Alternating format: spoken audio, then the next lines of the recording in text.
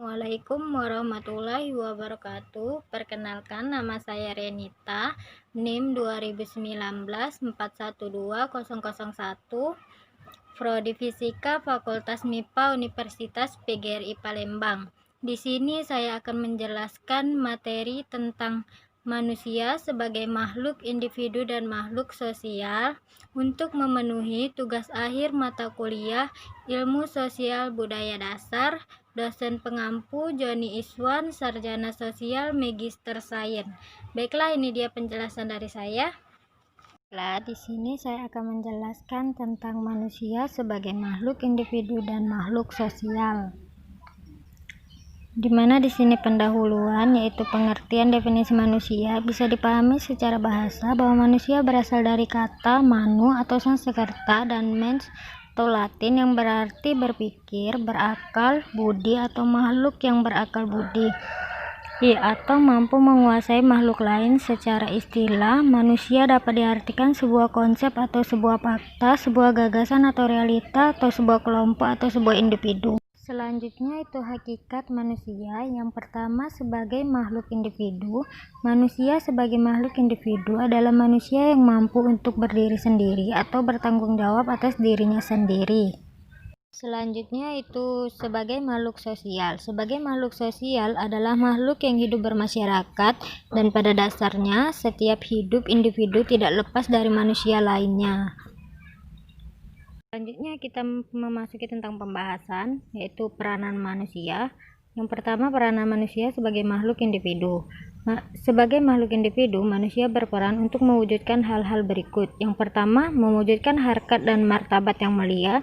Yang kedua, mengupayakan terpenuhnya hak-hak dasar sebagai manusia. Yang ketiga, merealisasikan segenap potensi diri untuk kesejahteraan hidup. Yang keempat itu menuntut ilmu, pengetahuan, rekayasa teknologi, serta memanfaatkannya untuk kemakmuran dan kesejahteraan.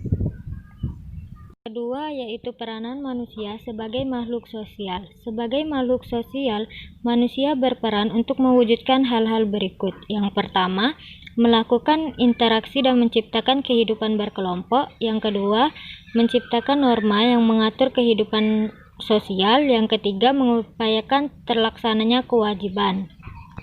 Selanjutnya itu dinamika interaksi sosial. Interaksi sosial adalah faktor yang sangat penting dalam kehidupan sosial karena merupakan sebuah hubungan sosial yang sangat dinamis dan interaktif, di mana semua dipengaruhi oleh proses timbal balik dari masing-masing individu, antar kelompok, maupun dari individu dengan sekelompok manusia.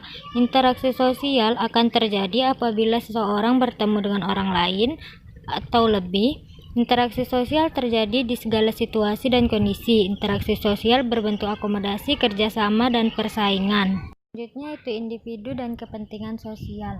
Setiap manusia yang menjalani kehidupan pasti akan mengalami sebuah dilema dalam membuat keputusan, dalam memilih manakah yang lebih penting antara kepentingan individu dengan kepentingan masyarakat. Yang termasuk dalam kepentingan individu ialah sebuah keluarga atau golongan tertentu, sedangkan yang dimaksud dengan kepentingan masyarakat ialah kepentingan yang menyangkut rakyat atau orang banyak. Masing-masing dari kepentingan tersebut tidak akan lepas dari kehidupan manusia, karena manusia adalah bagian dari masyarakat yang bersosialisasi.